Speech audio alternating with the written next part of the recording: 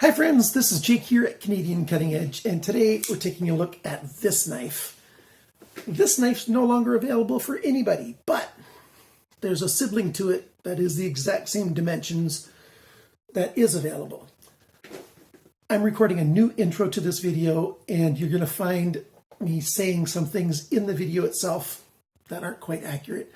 I completely finished editing it. I was uploading the video when I had a light turn on in my head, and I figured out that the exclusive that this knife is different than I thought that it was. So let me back up. This is the Real Steel Knives G5 Metamorph Mk.II, but this one is an exclusive. I thought the exclusive was only that this was Böhler N690, but the exclusiveness about this knife is the steel and that it's G10. This knife, exactly as you see it right here, with Böhler N690 and G10, was only available at indianaknives.com, and they are sold out. But this very same knife with 14C28N, which is as the original G5 Metamorph had, and aluminum handles. Now the big thing they changed on the aluminum handles is they're much more grippy. And I'm going to mention something about that in the video that you're going to be watching.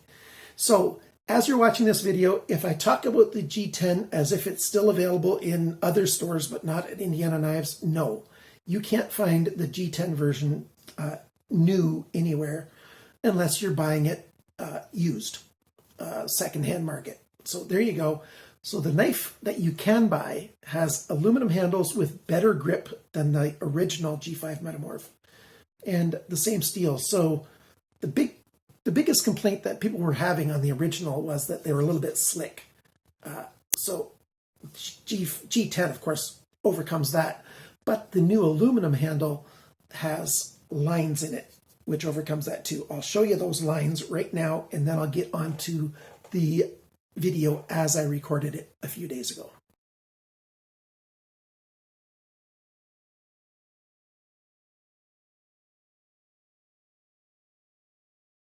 Hi friends, my name is Jake. Welcome to Canadian Cutting Edge, and today we're taking a look at this knife by Real Steel. This is the newest G5 Metamorph G10 handle scales.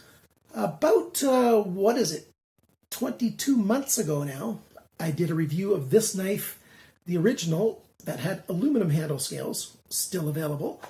And, I thought it was an awesome knife. I loaned mine to Kevin Cleary, who is another YouTube reviewer from Canada. Very popular, more popular than me. Hey, subscribe if you want me to catch up to him. And he loved the knife, except for he had one major complaint that he just couldn't get past. It was how slick it felt in his hand. Well, my guess is that Real Steel watched his video and said, we can solve that. And they made a version with G10. You can get it in, I think, 4 different colors on the handle scales. And then they came out with this intense blue with a special steel, a sprint run for Indiana Knives, a store that I had never shopped from before this point. And I got this guy with Böhler N690 steel. They sold out that sprint run. Everybody else, you can get yours with 14C28N, which is no slouch. In a lot of ways, it's very much like Böhler N690, but, when you can get a sprint run of something for the same price as the regular item, why not, right? So I got mine with N690. Like I said, totally sold out. If you're interested in this knife, you can look back at my video review that I did of this. I've got a link for it right there. And that's a card. There's also a link down below. You can watch the full review of that knife. This knife is basically the same knife, but a few changes. So I'm going to talk about the changes, and go over most of the information. So it might not be exactly like a full review. Watch the other video if you want even more information on this. So stick around, because this review is coming at you right now.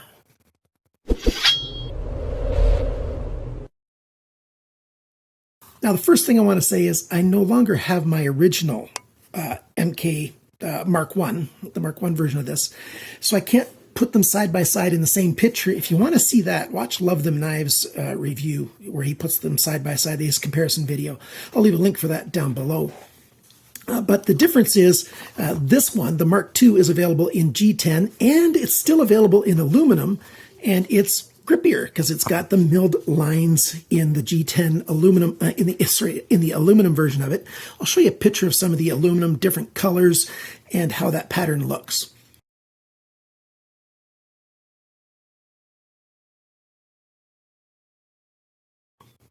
Okay, and in the G10, you can have it in this intense blue, or in a navy blue, or in, what are the other colors? A gray, and I'm not sure if the G10 is available in the black or not. Now, just like all the other ones, this knife is so thin and narrow, and being a front flipper, people often throw it when they're trying to learn how to flip it open. You got to get your pinky behind this pocket clip and maybe your second finger to grip it, because you can't put your hands in front of that. And you put your thumb like this and you push with your thumb, you know, hard until it opens up. And let's see if I can do it here. There you go. And that's how you do it. LTK at Love Them Knives, Lee is his real name, at Love Them Knives, he shows how he does it in a little more detail. But this isn't a teaching video for me. Pocket clip, just like the original, right side only, just like the original, but now it's a deep carry pocket clip instead of a pocket clip that started right here. It mounts at the same spot as the original one, but the original one, I'll show you a picture of the pocket clip area on the original one. So that's how the pocket clips are different. So now you got a really deep carry pocket clip. Very similar backspacer. It's done the same way.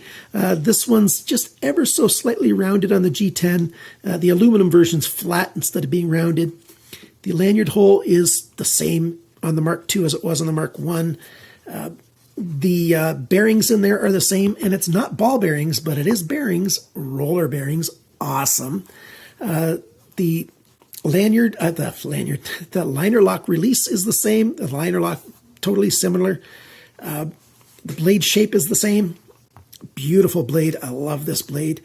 Like I said, this one is Bowler N690, but most of them are being sold as 14C28N, which is a great steel. Just looking at the monitor again instead. And I love flipping this thing. And since it is grippier G10, I don't make it go flying that much either. Very, very nice. Full flat grind, a swedge up here, a little bit of a sort of a divot spot in there, and I talked about that in the original video quite a bit. The jimping here on the thumb rest area is quite discreet. You know, it's very obvious to see, but it's not super slick, and it's not super grippy. It's just sort of in-betweenish, maybe a little more on the slick side than the grippy side, but it's helpful, and I like it. It comes very thin at the point. It starts it starts tapering in earnest right about here, and then the blade starts tapering right there, but it's mostly even thickness along there, and it's a light, easy knife. Some of you guys are going to be asking for the specs, so let's go over the specs in relative speed. So watch this. Once this yellow guy comes off the screen, then I'm done talking about the specs for those of you who would rather skip that. So the weight is 73 grams, 2.55 ounces. The factory sharpness, 155 BESS. That's what I'm calling it now instead of grams of pressure. BESS, B-E-S-S, that's the name of the tool that I use to measure the sharpness.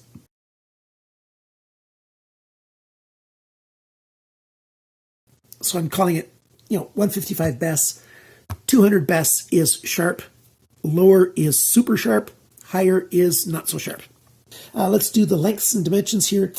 The cutting edge, 8.46 centimeters, 3.33 inches. Blade length, tip to the G10 handle, 9.04 centimeters, 3.56 inches. The blade thickness is 3.1 millimeters, which is 0.122 of an inch. The blade depth, and I measured it right here where my thumbnails are, 1.7 centimeters, 0.67 of an inch. The thickness of the edge behind the grind is 0.45 millimeters, which is 0.0175 inches. So nice and thin, very, very nice. The grind angle, and this guy on this side, it's 20 degrees, pretty much the same all the way across. And on this side, it's 16.1 degrees. So it's not quite the same on both sides, but I've talked about why that is many, many times. And that's true of almost every knife. And let's keep going now. The handle length is 11.66 centimeters, 4.59 of an inch. The grip area is right around 10 centimeters, just under 4 inches, just barely under 4 inches. The handle thickness is 1.13 centimeters, 0.444 of an inch. Very good. The handle depth, that's also the depth of the knife when the blade's closed because it hides in there. It shows a tiny bit right there, but not much. So this dimension, 2.1 centimeters, 0.82 of an inch. And then the total length of the knife when the blade is deployed is 20.7 centimeters, 8.15 inches. So that's the dimensions, and it is nice. It feels nice. It looks nice. Let's show you the pictures of the video of the inside. Here you see the knife taken apart, and check out those roller bearings. Roller bearings, yes, those are awesome. The first time I saw these were on a rake knife that I reviewed, and rake is within the Real Steel family of companies, and beautiful, beautiful, very smooth action. And since they're so wide, it's very, very stable action. Beautiful. Look at all the skeletonizing, very light inset liners. And the body screws go in from one side and screw into the steel liner on the other side. And, through the G10 on. Beautiful. I just can't say enough about this. And that's why it's so smooth. Those roller bearings, just like on the Mark I version, are just awesome. I really, really like that Real Steel listened to the customers and they updated this knife because it's an awesome knife. I'm glad Ostep Hell got another run at this knife to get some royalties off of this design because it's great. By the way, there's a fixed blade version of this. I don't know why it costs a little bit more than this one does. Fixed blade's got a whole lot less moving parts. You'd think it would be less money, but hey, it is what it is, hey? And I might just be getting the fixed blade. Beautiful knife. But we're talking about this guy right now. The way it's assembled is cool. It screws in on one side and you can't see the screws on the other side. So that's really nice. This side too, it screws in on this side. No marks there.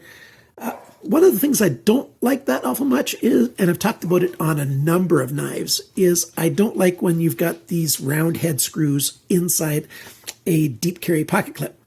So Real Steel, the next time you do a run of these, please put in flush screw heads for your next customers because it does get caught on the pocket just a little bit sometimes when you put it in the pocket. Hasn't done that to me very much, but it has done it to me, and so that's one area to update on these deep carry pocket clips. The other thing that they didn't change, this liner lock release is quite aggressive on the thumbs. So you can scratch your skin a little bit. If you've got soft hands, yeah, you might find that to be a little sensitive. I don't. I've got rough skin and, because I'm constantly playing with knives and other things. So you always can get that liner lock release. If you're anywhere in the neighborhood, your thumb's going to catch it and release that liner lock because it is a little bit grippy, maybe a little too grippy.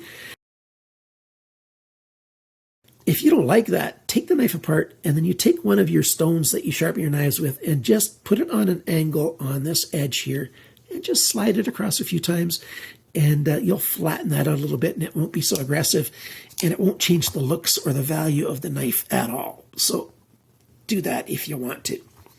The lockup, beautiful. It's just a tiny, tiny bit later than I like a brand new knife to be, but nothing to be concerned about. Solid, no side-to-side action. And that's because of those big roller bearings in there. Well, you can get that no side-to-side action on other stuff too, even on washers and on ball bearings and stuff. I'm just saying, there's no looseness to it at all. Its lockup is great. Stop pins, excellent. Beautiful, beautiful knife.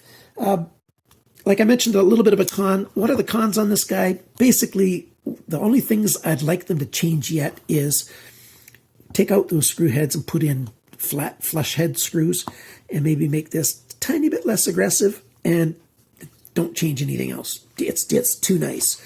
The price of the aluminum one and the G10 one is exactly the same. The standard price you're going to find everywhere is $59.60.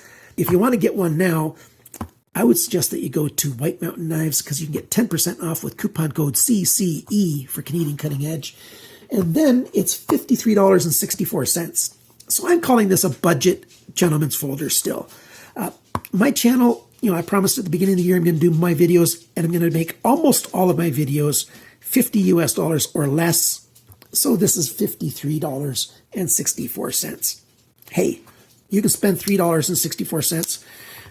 That's just a coffee at a more expensive place instead of the most cheap place you can find them. So not a big deal.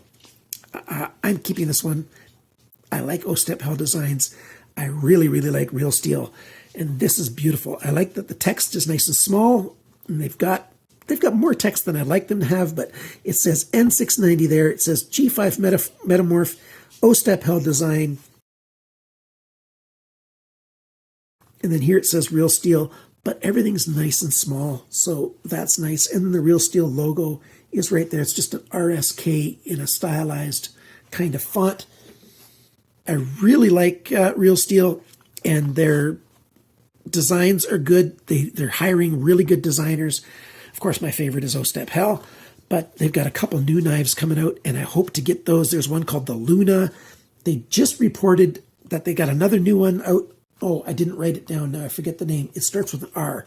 I'll put it on the screen with a picture.